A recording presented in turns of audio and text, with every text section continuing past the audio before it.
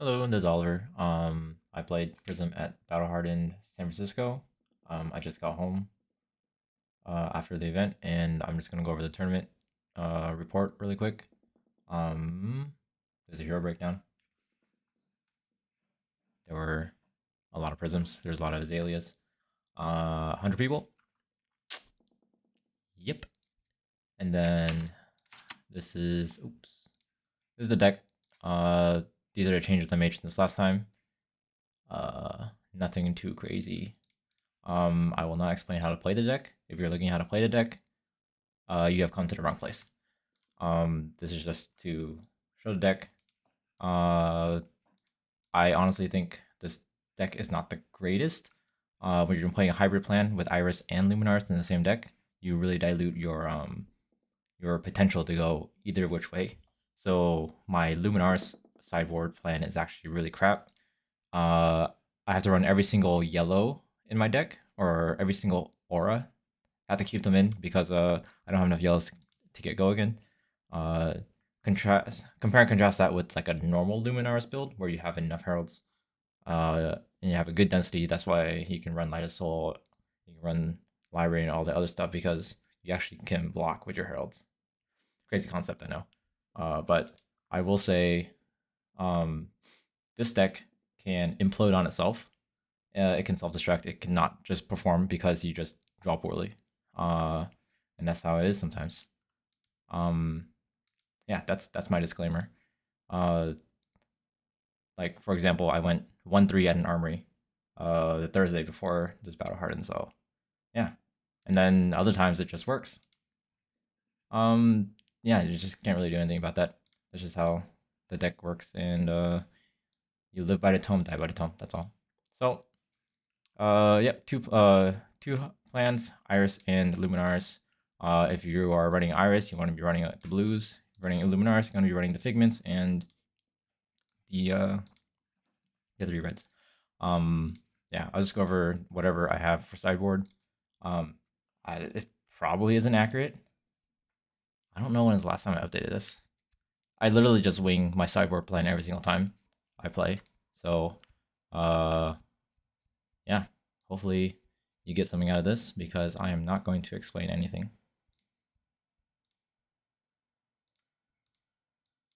Oh, Dromai's out.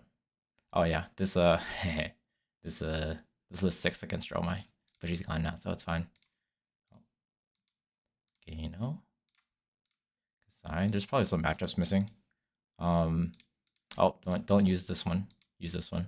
The one sync blow, I'm not even sure matters. It's a fun gotcha for pulpings, but I mean, it's a red, and I hate reds in my deck. You can always just run the Figment of Judgment instead. Yeah. For this one specifically, the Gambus gloves I got from Rhea from On Hit Effect. That's about it. Luminaris is actually feels a lot more comfortable into KO than Iris of Reality. I have had games where Iris, or with Iris, where I have like 2 parables out. I have shimmers, 2 shimmers out. I have shimmers coming for 10 go again, but I'm still not even winning. So, yeah, play Luminaris, don't play Iris. I play Iris into Prism, the Prism mirror. I'm not saying it's better. It's just what the deck is suited for. Uzuri. Yeah, that's it. I will say if you want more consistent results, you can go pure Luminaris, take out the Iris, take out all the chaff, or all the not chaff, but like the stuff that doesn't really work well in Luminaris, like Haze Bending and Shimmers, and just play a more consistent deck. Play Iris because you like playing Iris, which is why I have Iris in the deck. Yeah, not really going to explain anything else. Shouldn't be anything else to explain. Let me check. Yep. Okay. Let's go over the tournament report. So there's 100 players. You saw the breakdown earlier. Round 1 was Katsu for me. I have played this person a few times before, and it was actually we played each other in the Katsu mirror, which is pretty funny. She was still on Katsu, and she adopted Pudding's list from the recent calling run that he had. And I feel like she was a little bit too inexperienced with the build. She was just blocking too much and let me set up too many auras. So I kind of ran her over after I tanked a couple turns, and then yeah, and then I just like had too much aura value. So yeah, that was a win. I had a really big turn with Soraya and then ALS, and then I just like pretty much stopped her in her tracks. And then yeah, there's too much ward, too much for her to go through. Second round was against a KO. I went first in this one. I threw a Herald of Triumph at him. He blocked the CNC. It didn't pop because it's Herald of Triumph. He took 4, and then I threw another Herald of Triumph at him for 6. He took it all because he had 3 no blocks. Despite that, yeah, my deck just shit itself. I bricked. I drew like all aura hands or all like close to all figment hands, and I literally just had to just play aura pass, and that lost me so much tempo. He also bricked. There was a turn where he just like red wild ride, discard a pulping, pass. So like we had our downs, or like our decks were not working, but my deck wasn't working even more. So even though I had a really good start, I still lost. I mean that's just how the deck is, honestly. So if you are trying the deck and you lose, don't be discouraged because that happens to me too. So yeah, this is a loss. Round 3. Round 3 was against Akatsu. This one I won the die roll. I went second. He had like a pretty anemic first turn, and I hit back with Heralds really hard. He let an Herald of Erudition through, and I kind of just ran away with the game from there because it drew into a lot of tempo with like parables and like because since I'm still running parables into my into these aggro matchups, I still have like parables and just a bunch of auras that is really annoying to get rid of. So oops. Yeah, eventually I just ran him over with angels and heralds. So that was a win. Yeah, even though like this is all like 6 or 7 hours ago, it's still very hazy. Round 4 was against Azalea. This was against Brody Spurlock. I presented Iris into him, and he sideboarded for Luminaris, so he had a bunch of 7 power poppers, and he had Perch Grapplers. Despite that, it was still a very close game. I thought I had stabilized when I had Aegis flipped and 5 Spectral Shields, and then that was the turn he had a Murkmire Grapnel, so he popped Perch Grapplers, which you like never see, but that was like the only play, like that was his best play, and it's going to be a really good play. He laced a Blood Rot, Murkmire Grapnel. I blocked 6, or I blocked 7, 1 with Vestige and 3 blocks from hand. Then he laced a Blood Rot, goes a Combat Chain, Codex, get the Murkmire Grapnel back, and yeah, he just eats through all my shields. So even though he was like misboarded for Luminaris, it was still a very close game, and we went to time, and it was he had ran out of pumps. He saw threats in the deck. He saw like Endless Arrow and Red and Ledger, but it wasn't enough to actually push through damage because I went first with a Merciful and Haze Bending, and then I developed a Genesis and another Haze Bending, and those were the 4 auras that stuck throughout the whole game. And Merciful probably dealt around 20 plus arcane damage, just because it was like Spectral Shields, Frailties, Blood Rots, etc., etc.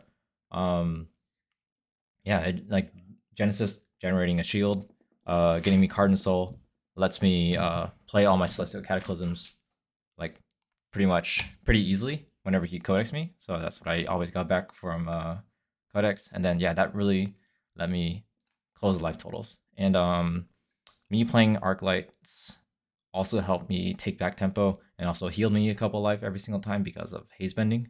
So yeah, it was it was very close. And thankfully he conceded with like 2 cards in deck and when time was called.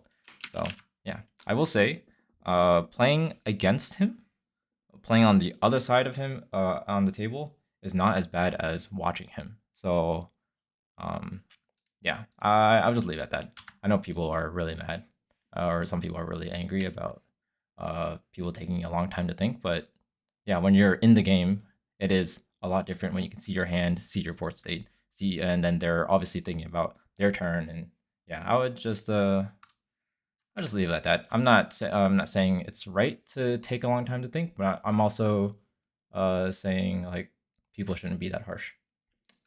Yeah, it's different when you're in the hot seat. That's all. Okay, going on. Round 5 was against a Reinar. So this person had like really awkward turns. Early turns, they had a lot of D-reacts in their deck, so they weren't able to threaten a lot of damage. So I just masked auras and had like what is it? Like I had shimmers, I had 2 haze bendings, I had like a Genesis, I had a parable out at one point, and they just weren't rolling well in their scabs, enough to clear auras. So yeah, they had a blood rush turn, but it was just to clear 9 spectral shields, and that was like the best they could do. So yeah, I finished this game with a Genesis trigger, and then I pitched 3 blues. I attacked for 16, then I Celestial Cataclysm, and yeah, that closed out the game. So that was a win. Round 6. This is OTK Viz against Chris Ayali. I didn't know what version of Viz he was, so I boarded up, expecting to fatigue him. So I had like my Sync Blows, I had my Red Herald of Triumphs, which I usually do not run more than 3 reds in a deck because I hate red cards, despite being a Dromine player for like the last year.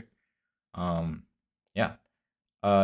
He flipped over Scepter of Pain, and since that can't target Spectras, he has to throw attacks into Spectras, and his deck is very low on attack. So he has like blue Vexing Malice, blue Spellblade Assault, 9th Blade of the Blood Oath, Arc Knight Ascendancy, and what's the Amplify the Arc Knight, and those are like the only attacks he runs. So he has to find them in order to clear my Spectras, and every time he clears a Spectra, the rune chance will pop now, since they errated it a long time ago.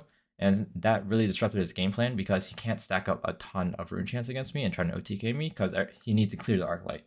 Otherwise, he can't attack my face. Otherwise, he just has to kill me with arcane damage.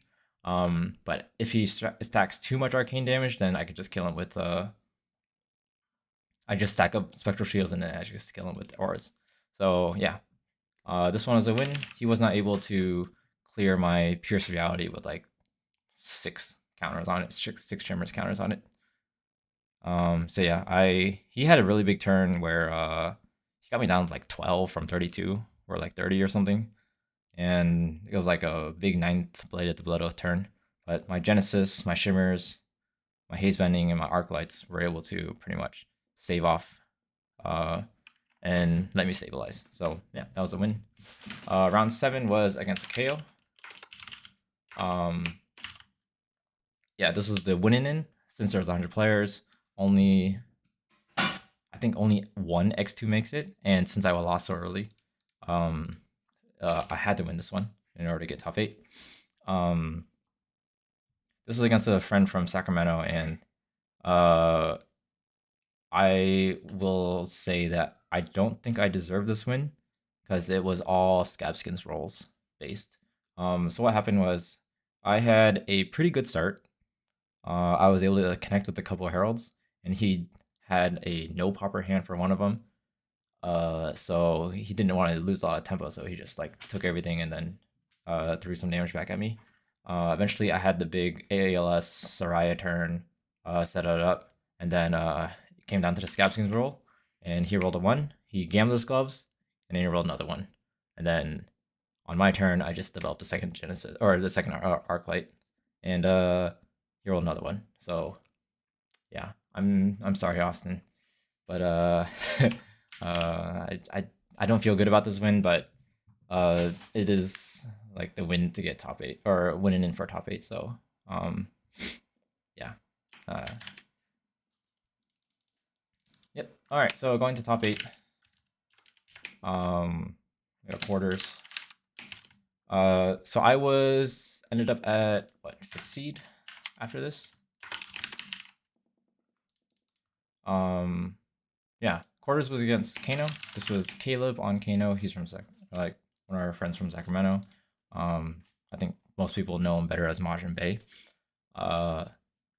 Yeah, this is Prism versus Kano. This is the age-old matchup where Kano just gets stomped, unfortunately.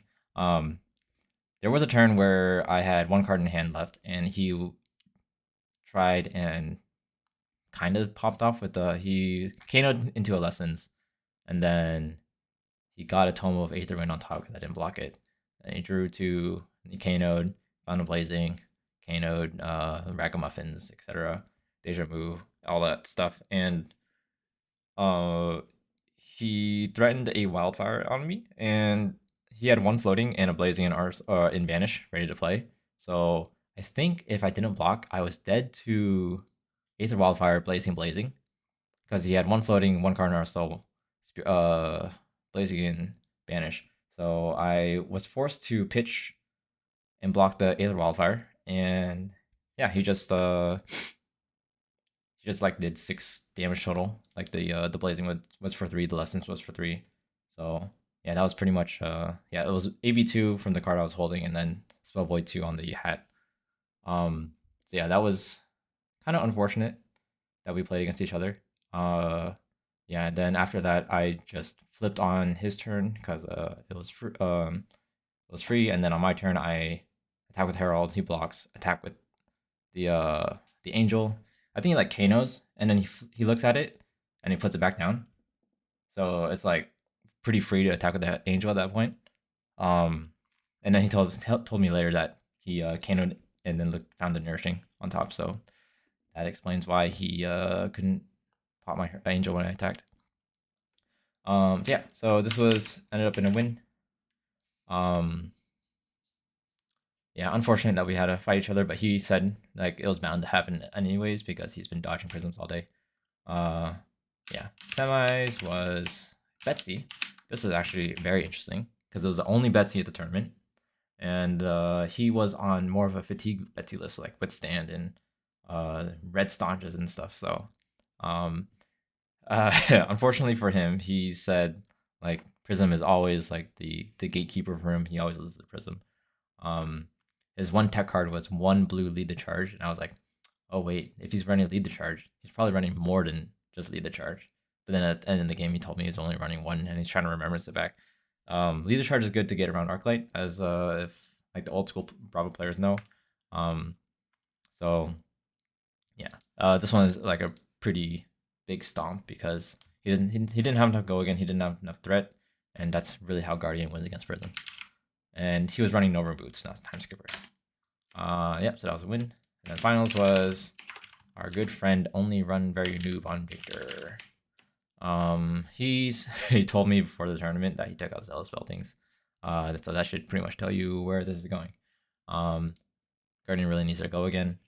And yeah, there was both of these Guardian games I was really not finding auras early game, so I just like played naked Genesis just to find tempo, and eventually I was able to fill up the board with like big tome turns, and then for the Betsy game I developed ALS Genesis and other stuff on the same turn, and then I finished them off with the Genesis trigger, pitch 3 blues, attack for 16, Celestial Cataclysm, Celestial Cataclysm for the kill. Yeah, for Victor, it was a lot closer. He got me down to like 3 or 4-ish, but at that point I already had 3 Parable of Humilities out. I had Haze Bending out, of Shimmers out, and yeah, he just like Spinaled for 6, E-Strike for 2, go again. If you're doing that, you're really just not winning at that point. So, yeah, this was a win, and gold foil. Yeah, I will say Patrick did play a lot better than previously, but unfortunately for him, like the Parable of Humilities, you just fall behind on auras if you don't have the tech for it. Like the Zealouses, the aggressiveness, you just can't win against Prism. So yeah, the gold foil was Shriek Razors. And then yeah, we had the spoiler card. I don't know. Let's see, spoiler card. Probably everybody already saw it, but it's this card. they're giving it out to the winners of the 2 events.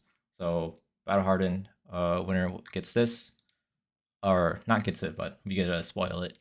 And then tomorrow in like what, over 15 hours from now, maybe we get the PTI event winner or ProQuest Plus winner, whatever it's called. They'll spoil another Ranger, or sorry, another card. I was told it was another Ranger card, but you can't trust the rumors. Yeah, you'll see what happens. So yeah, that was my Battle Hardened SF experience. Cool. I hope you guys enjoyed that. Bye.